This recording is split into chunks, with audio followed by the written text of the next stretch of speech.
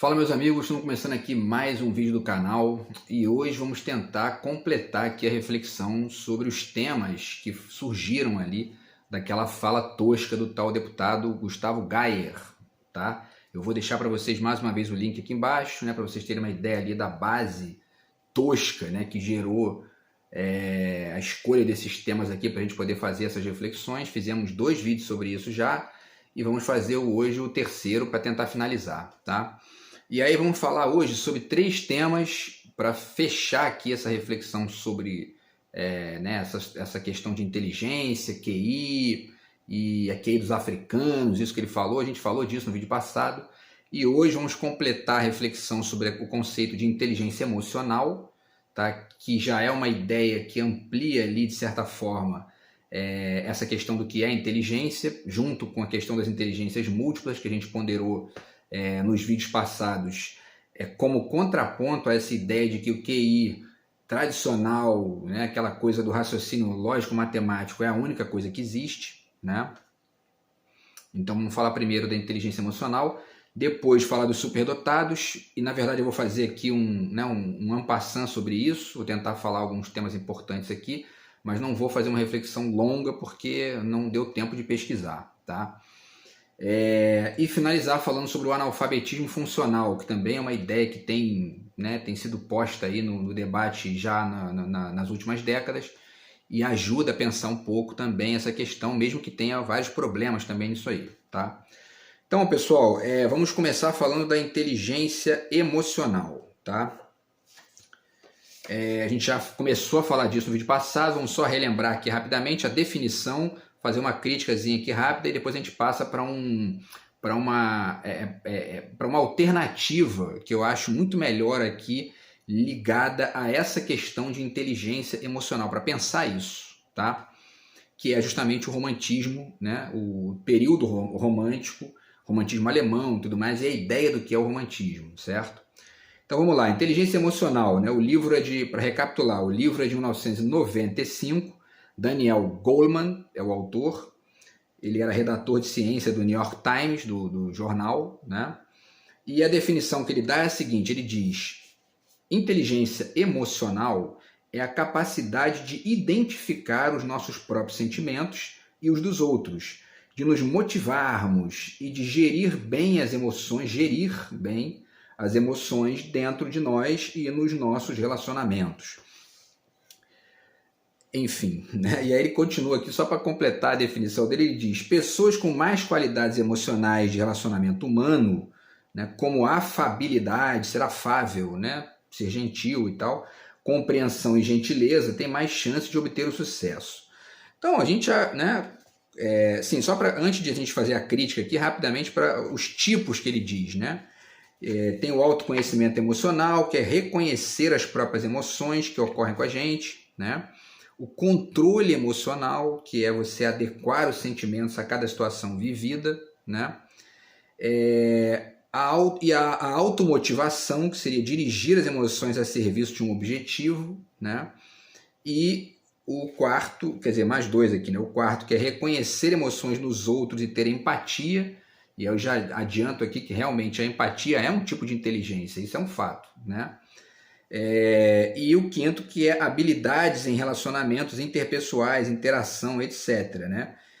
Isso, na verdade, essa ideia aqui dele de habilidades de relacionamentos interpessoais já está, quer dizer, consta, né, da ideia de inteligência interpessoal do Gardner, né? Enfim, e tudo isso que ele está chamando de inteligência emocional cabe na ideia de inteligência interpessoal do Gardner, né? A questão é a seguinte, tem vários problemas com essa ideia. Vamos lá, né? Vamos voltar para a definição. A capacidade de identificar os nossos próprios sentimentos e os dos outros. Identificar os nossos sentimentos não é o sentimento, não é uma emoção, né? É racionalizar a emoção. Então já tem um problema aí conceitual, né?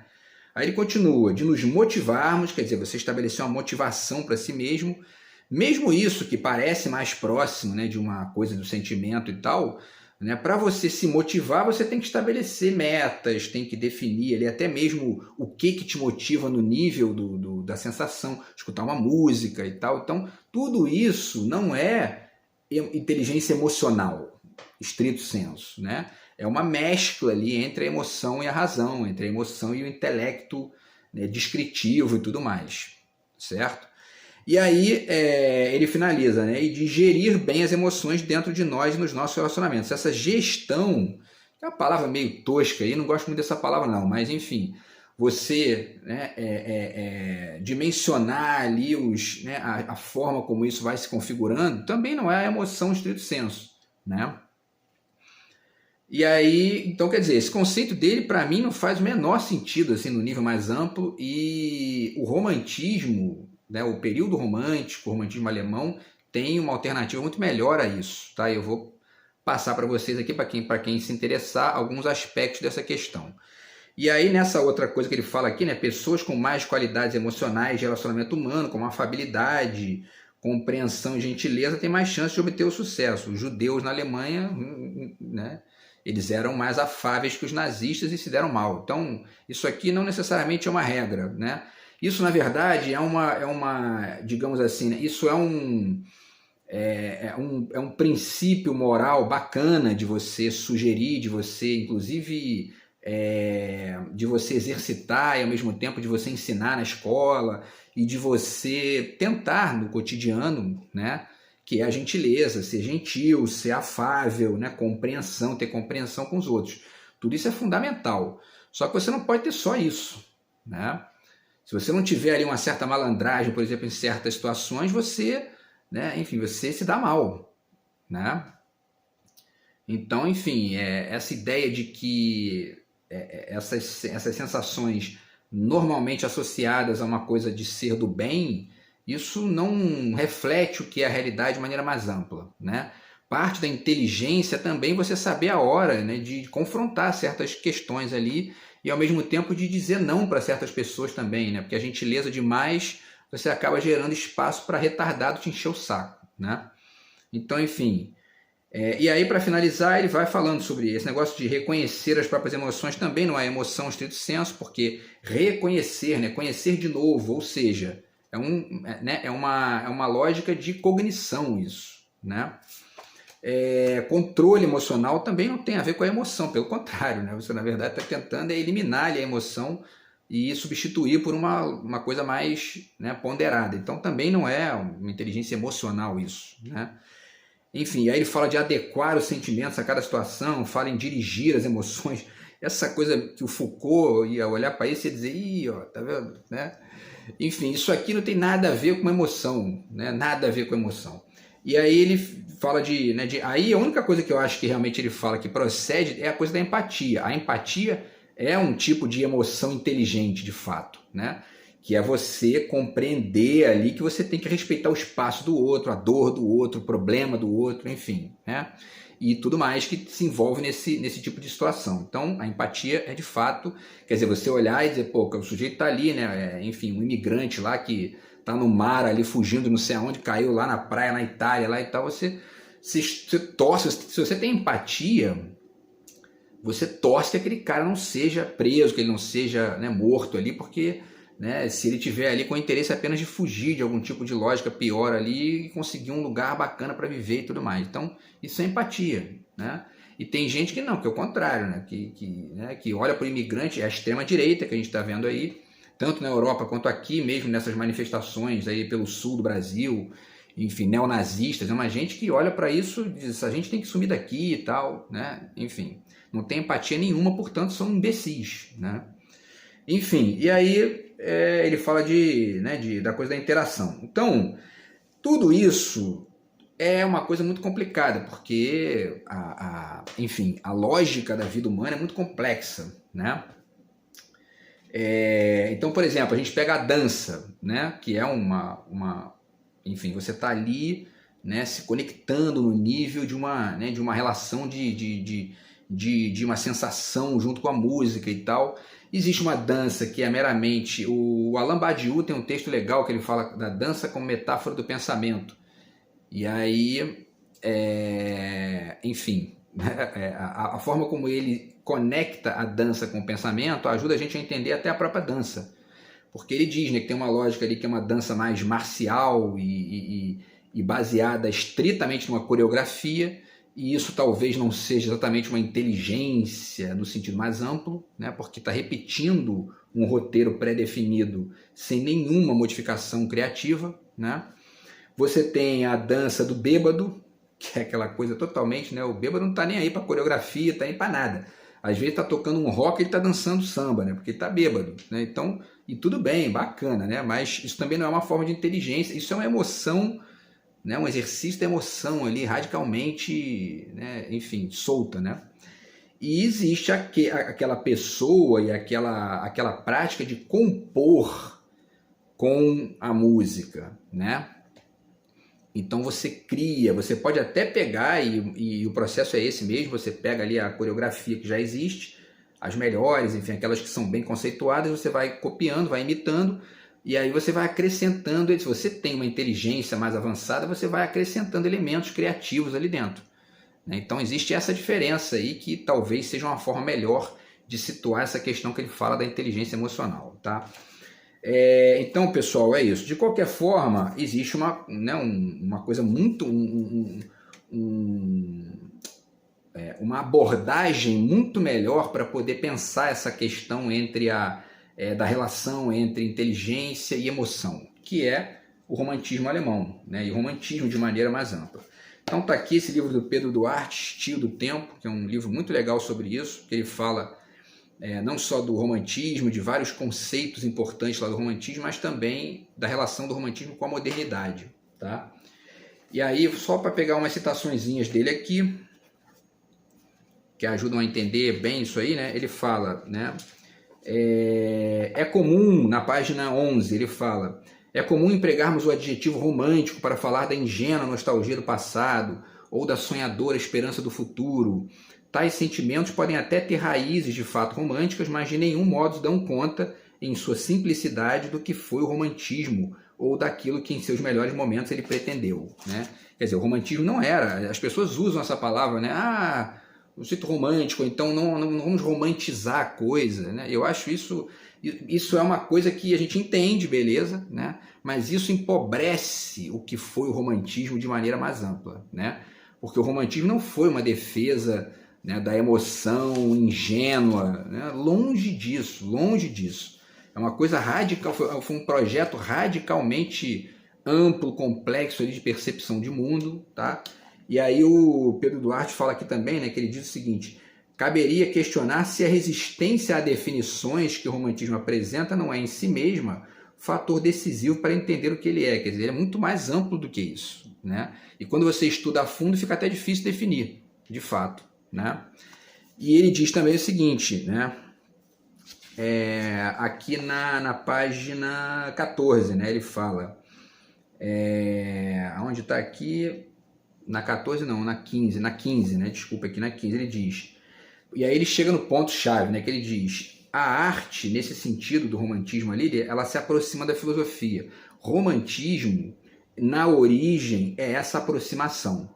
A aproximação entre arte e filosofia, né? E aí a gente chega num ponto importante dessa questão, vou voltar a esse livro do Pedro Duarte aqui, a gente chega nessa questão importante que é a aproximação entre arte e filosofia, né? Como uma característica do romantismo.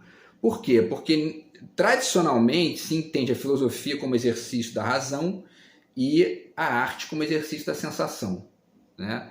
Os românticos, que não eram ingênuos, né, eles olharam para isso e falaram: não, isso não diz bem o que é a coisa, porque existem várias formas da gente representar ou da gente exercitar a complexidade da realidade através da arte, né? E, ao mesmo tempo, a filosofia também não é, estrito sensu, um exercício de mera racionalidade, né? Pelo contrário, a mera racionalidade é aquela do robô, é aquela da pessoa que só funciona com as regrinhas do cotidiano, né? E o Charlie Chaplin, né, ilustra bem isso no tempos modernos, né? É aquela pessoa que é viciada em hábitos cotidianos, é só isso, né? E não desloca isso. A filosofia vai muito além disso. E para você estabelecer um pensamento filosófico no sentido amplo do termo, você tem que ter empatia também, né? Essa é a questão. Então, né, tem um monte de coisa para falar sobre isso, Mas o princípio básico do romantismo é esse de, dentre outras coisas, né, de mostrar que a arte não é só emoção, ela pode ser também razão e inteligência no sentido mais amplo, e a filosofia também não é só razão, ela é um exercício de emoção complexa, né? Essas duas coisas estão mescladas aí nesse exercício mais amplo. E aí, isso diz melhor o que pode ser algo que mereça o nome de inteligência emocional, né? Se existe uma inteligência emocional, ela está bem descrita no romantismo alemão, no romantismo e em todas as formas que foram dialogando com isso aí ao longo do tempo até hoje, tá? Para finalizar esse ponto, eu trago aqui para vocês o conceito de crítica de arte no romantismo alemão, do Benjamin, que é um trabalho que ele fala bem sobre isso, inclusive situando o papel reflexivo do romance, que é esse gênero literário que nasce ali no romantismo, né? E esse livro aqui do Matt Fitch, chamado As Origens do Inconsciente. Ele está discutindo esse conceito de inconsciente, mas existem outras discussões muito interessantes aqui no livro, que ele fala do conceito de absoluto, da questão da alma do mundo, né, e tal. São várias discussões legais aqui que mostram bem, né, o quanto que por que eu estou mostrando esse livro aqui? Porque várias coisas que ele diz aqui mostram bem o quanto que o romantismo alemão era uma discussão muito maior do que meramente ficar defendendo sentimentalismo bobo, entendeu? Então, enfim, e isso é apenas para ponderar que isso é uma forma de inteligência emocional, e nesse âmbito aqui ela desloca radicalmente a ingenuidade da perspectiva do QI, estrito sensu, né? Enfim, pessoal, e aí finalizamos aqui só para finalizar ainda, né, para dar mais um dado aqui importante nesse ponto. Esse projeto do romantismo alemão, ele era também um projeto de ampliar o papel intelectual e cultural da Alemanha na Europa, né? Naquele momento em que a França e a Inglaterra protagonizavam ali as guerras culturais naquele momento, ou, né, os jogos culturais daquele momento. Então a Alemanha queria também alcançar o seu espaço, e nesse sentido o romantismo alemão era uma crítica ao iluminismo francês, né, que era isso, a luz como referência da razão, né, e da filosofia. E aí o romantismo tenta mostrar que existe muito mais do que isso, né? Enfim, pessoal, então essa questão está resolvida, né? Vamos para os superdotados, tá? Vamos lá. Os superdotados seriam justamente essas pessoas que têm o QI acima da média, né? A gente viu que a média está ali entre 85 e 115, né? E a partir disso você começa a subir ali e vai até 160, 162, parece que é o limite do QI, tá? E aí as definições mostram também bem aqui como é que esse... Porque geralmente quem pensa essa questão dos superdotados são as pessoas da neurologia, né? Ou até mesmo da psicologia, que ainda é pior ainda, né? Porque o pensamento dessa gente é tosco, né? Invariavelmente essa gente de psicologia, psicanálise, psiquiatria, eles olham para isso e começam a procurar doença, né? Porque eles só sabem fazer isso, né? E aí eu já achei ali textos em que os superdotados seriam definidos como transtorno de superdotação. Eles olham para um negócio diferente e eles chamam de transtorno, né? É um negócio assim, é uma gente retardada mesmo, né? Mas enfim, e aí as definições aqui padrão são essas, né? Pessoa que possui capacidade mental acima da média, né? Isso é complicado de definir, né? E eles vão tentando aqui. As principais características seriam altas habilidades, criatividade, tá? E um comprometimento com a tarefa. Eles chamam de comprometimento com a tarefa. Eu acho que essa definição aqui é meio tosca, ela é pobre, né? Porque não é comprometimento com a tarefa, é comprometimento com a atividade, né? Um envolvimento profundo com a atividade. Porque muitas vezes o superdotado está cagando para a tarefa, né? Ele está preocupado ali, é o que eu falei no vídeo anterior, ele está preocupado em furar o código, ele está preocupado com outras coisas, né? Então, quem define isso como comprometimento com a tarefa não entendeu nada da questão, né? Acha que está passando tarefa para uma pessoa superdotada. Então, enfim, essa gente enfim, e aí essas definições, né, na verdade, elas são limitadas, a gente tem que ir refletindo isso para ir melhorando a percepção sobre a questão, tá? Pensar de forma abstrata, né, é uma característica também, quer dizer, a reflexão abstrata é uma forma de inteligência profunda, né? Compreender ideias complexas, tá? Aprender rápido, né? Isso é questionável também, né? Uma vez me deram lá uma disciplina na Estácio para lecionar num curso de férias, memorização e leitura dinâmica. Aí eu fui estudar, né, para ver o que era aquilo, de maneira mais ampla, né? E eles, né, é uma ideia de que você consegue aprender rápido qualquer coisa. Aí eu fui dar aula lá, levei a Fenomenologia do Espírito do Hegel, que eu demorei 1 ano e 2 meses para ler, e assim mesmo fica sempre faltando coisa, porque é um trabalho gigantesco.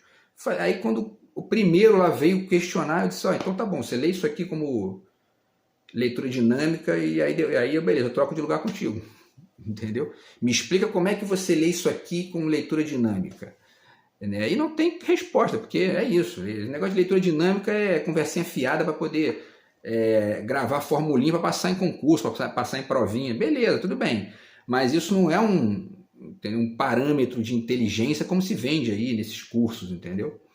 Então, quer dizer, né, aprender rápido, tudo bem, existe até um raciocínio rápido que você faz ali, né, em algumas coisas, mas isso não pode ser a regra total, porque, pelo contrário, tem momentos que você tem que parar, reler o parágrafo para poder pegar ali detalhes, né, e isso é uma forma de inteligência também, né. Capacidade mais ampla e mais profunda de compreensão do mundo à sua volta, né, amplitude, profundidade, complexidade, essas palavras estão sempre presentes, né? Que mais? Inconformismo é uma característica da inteligência mais ampla, né? Dos superdotados. Geralmente os superdotados são inconformados. Por quê? Porque eles enxergam o problema, né? As questões ali, e aí começa a tentar resolver. E às vezes é difícil, porque tem vários problemas que são complicados de resolver, né? E esse inconformismo é uma parte, é um aspecto da inteligência complexa. Elevado senso crítico, independência e autonomia, que é uma coisa que deve ser respeitada, né? E que tem gente que não tem a menor capacidade de respeitar isso porque são bestas, né? Besta não entende essas coisas, né? Alto desempenho em determinadas áreas, isso também é uma característica fundamental do superdotado. Difícil socialização, isso também às vezes acontece. A gente viu aqui o exemplo do John Nash, né? Que era um cara que tinha uma capacidade matemática violentamente grande ali, mas ele tinha uma dificuldade de socializar, né? Enfim, o autodidatismo, que também é uma característica dos superdotados, quer dizer, né, o autodidata, o superdotado geralmente ele é autodidata, porque ele consegue aprender sozinho, estudar, né, as coisas e aprender sozinho, né? Porque, inclusive, vale dizer que uma das características da superdotação, do comportamento superdotado, é você conseguir achar os caminhos, né? Quando você, né, se conecta com algum campo de pensamento, de conhecimento, você, né, aprende ali a achar os pensamentos de ponta, a achar o que está faltando, né? Isso é uma característica da inteligência, né? E, finalmente, um amplo conhecimento geral, né? Um amplo conhecimento geral, tá? E aí, pessoal, então, vamos finalizar aqui, certo? Com o seguinte, ainda nessa questão, não vai dar tempo de falar do analfabetismo funcional. A gente faz mais um vídeo, não tem problema, tá? Mas, enfim, essa discussão do superdotado, na filosofia, ela já ganha uma conotação, várias conotações, né? E a gente vai falar um pouquinho aqui disso, rapidamente aqui no final. Mas uma delas, talvez a mais conhecida, seja o debate do gênio, né? Seja o debate do gênio. E aí, o próprio Pedro Duarte, também aqui nesse livro que eu já, né, mostrei para vocês aqui, ele traz a definição dos românticos, que foram os românticos que trouxeram essa definição do gênio para o debate, né? Aqui na página 70, ele diz o seguinte, ó. Cadê aqui? Ele diz, né? Aonde está? ele faz a definição do gênio, fala que surgiu, né, o período do gênio, né, que foi aberto pelas primeiras obras de Goethe e Schiller, né? Essa expressão denotava rompimento com a obediência às ordens classicistas para a arte, como a tradicional divisão da poesia em gêneros fixos, né? E ela cedia espaço para a liberdade de criação, tá? E ele fala de vários outros detalhes aqui importantes, mas o fundamental é isso, né? Quer dizer, um rompimento com o tradicional, né? Isso é, na verdade, o surgimento ali da modernidade, né? Enquanto algo mais amplo, né? na sua faceta ampla, tá? Por quê? Porque é isso, né? A modernidade é o novo que rompe com o antigo, que rompe com o tradicional. O gênio é aquele que começa a olhar para o tradicional e buscar romper com aquilo e funcionar em outra direção, na direção da criatividade, da criação e tal. E essa palavra gênio, ela diz tudo, né? Porque esse prefixo é o mesmo que existe na genética, né? Que é o estudo das origens ali e tal, né? Enfim, e aí é isso, né? O gênio é isso, é aquilo que dá origem, né? Aquilo que cria, que estabelece algo novo. A questão é que se descobriu, né, se percebeu ao longo do tempo que um nascimento absoluto, origem absoluta, né, não existe. Não existe. Originalidade absoluta não existe. Por quê? Porque tudo vai funcionando a partir de são experiências que vão sendo acrescidas do que já veio, né, e direcionadas para um outro ponto, mas que carrega, né, várias partes daquele movimento, né? Então, não existe origem absoluta. Inclusive tem um verso aqui do Antônio Cícero muito bacana, que eu gosto muito, que ele fala disso, né? Vamos ver aqui se eu acho, né? Porque tá aqui, né? Na página 34, tá aqui esse livro Porventura, do Antônio Cícero, muito bom. E aqui diz, né? O poema me esclarece. Filho da diáspora e dos encontros fortuitos, o poema me esclarece. Toda a origem é forjada no caminho, cujo destino é o meio. Isso é sensacional, porque, na verdade, esse verso dele resume muito bem, dentre outras coisas, essa questão, né, da crítica ao conceito de gênio que a gente vê da modernidade para cá, tá? Então, aí as conclusões disso são, né, não existe origem absoluta, quer dizer, isso significa que aquela ideia, né, do artista como alguém que é um gênio que do nada estabelece, né, aquela coisa da inspiração, do eureka, né, não é do nada, nunca é do nada, né, sempre é parte ali de um processo de contato com a coisa, ou mesmo às vezes é uma inspiração, mas essa inspiração está conectada com vários elementos ali, né? E aí, se não existe origem absoluta e não existe originalidade, então nessa perspectiva não existe gênio, né? Porém, aí é que entra a questão, porque não existe gênio, mas parece que existem diferenças de complexidade, né? Você olha para o Ciro Gomes falando e olha para o Bolsonaro falando, você percebe nitidamente ali que a diferença é abissal, né? É abissal. O Bolsonaro é uma besta, né? Falando. E o Ciro é um cara que estuda, ele está ali, ele vai, né? Ele reflete os dados, ele pondera ali uma lógica comparada, ele faz um negócio que tem acordo com essa questão da inteligência, coisa que o Bolsonaro não tem nenhum, né? Enfim, pessoal, e aí, obviamente que isso, né, cria uma distinção, né? E esse debate do gênio, de qualquer maneira, né, para além desse senão que a gente faz de não haver o gênio absoluto, né, existem práticas e atividades que são geniais, que são brilhantes, que são complexas, né? E a gente vai desenvolver isso no próximo vídeo, tá? Vou fazer mais um vídeo aqui, porque realmente ficou muita coisa para falar aqui, e a gente vai completar essa reflexão no próximo vídeo falando sobre...